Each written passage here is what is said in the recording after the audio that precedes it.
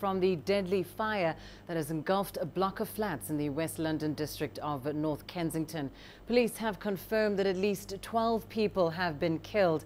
The death toll is expected to rise as recovery work continues. The London Ambulance Service says more than 70 people have been hospitalised and at least 20 are in a critical condition. Clouds of smoke are still pouring out of that 24-storey Grenfell Towers.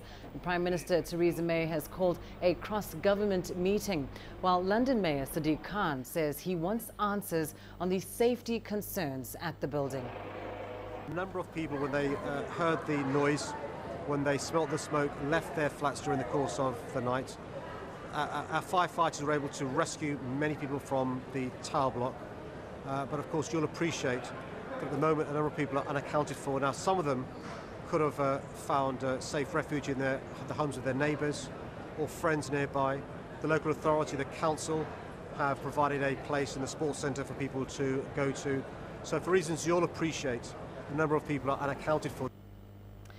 Well, that fire broke out in the early hours of Wednesday morning. The residents of the 120 apartment block awoke to an almost unimaginable horror as the building went up in flames. For many, there was no way out. And now we're hearing stories emerge of parents throwing their babies out of top floor windows. CGTN's Ollie Barrett reports on another dark day for London. Another week, another major incident for London's ambulance service to respond to. This fire coming soon after 2 terror attacks in the capital since March. For many caught up in the incident, the first priority was finding loved ones. My husband's family were living there. Is your husband's family okay? 3 of them, yeah, but we couldn't find my father-in-law. But people who live nearby and some who don't have descended on the area with food and supplies being distributed via this church. As well as the dozens given treatment at London hospitals, support has also been offered closer to home. Many of those evacuated from the nearby area have sought refuge in houses on this street. It's been a traumatic experience for many. We are continuing to care for patients who are primarily suffering from the effects of smoke inhalation. Along with the emergency services and other receiving hospitals, we're ensuring that we're doing everything we can to care for and support those affected by this dreadful incident. And as those with physical injuries are treated, the mental scars are also likely to take some time to heal. Ollie Barrett, CGTN, London. Well, let's go live to London now for the very latest on this fire. CGTN's Catherine Drew is standing by. Catherine, in just the past few hours, the death toll has doubled from 6 to 12. What are authorities saying might happen to the casualty figures? And at this stage, is there still hope of finding survivors alive?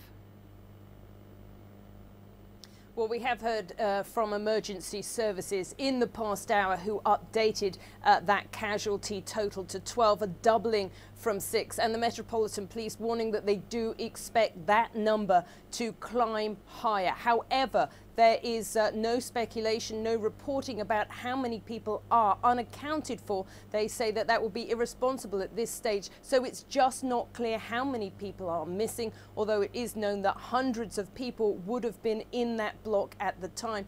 The fire service is saying that they brought out 65 people. Obviously, many people managed to escape on their own, but we do know that many didn't. So we don't know what that final figure might look like, but Metropolitan Police are saying that the public must brace for that casualty figure to climb considerably higher.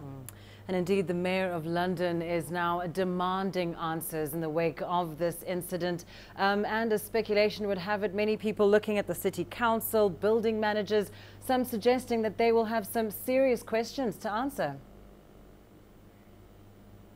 Oh, indeed, yes. I mean, firstly, the fire service is saying that they will not speculate on the cause of the fire, but that question is really dwarfed into the main point, which is why did the fire spread so quickly? Eyewitness accounts put the spread of the fire from the 2nd floor right to the top to under half an hour, giving people very, very little chance to escape. There are also reports from residents that they could only hear fire alarms once they exited their properties Also, that there was only one stairwell, of course, and that the official advice had been to stay inside their properties unless their fire was directly affecting them. Now, obviously, many people ignored that official advice. A key question will be the cladding.